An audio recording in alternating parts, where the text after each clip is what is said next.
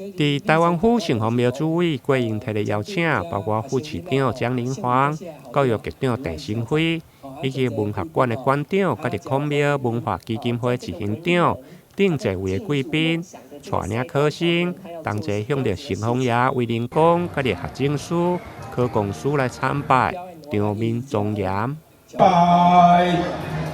祈求合约真正，记业超群。再拜，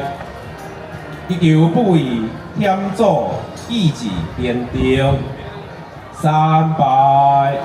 祈求金榜题名，坚定肃谨。台湾府城隍庙主委郭英提表示，考生求学迎新祈愿的活动，今年已经连续第4冬来举办。今年浓缩2天4场的活动，因为参与的人数真多，后来佮加开现场的报名。今年做一个无同的改变咯，为即个学生囡仔吼，伊会经由咱庙林吼，行由后壁，咱有一个清代考棚的遗址。哦，了，伊感受一个考试的气氛啦吼，了来去咱的孔庙，哦，来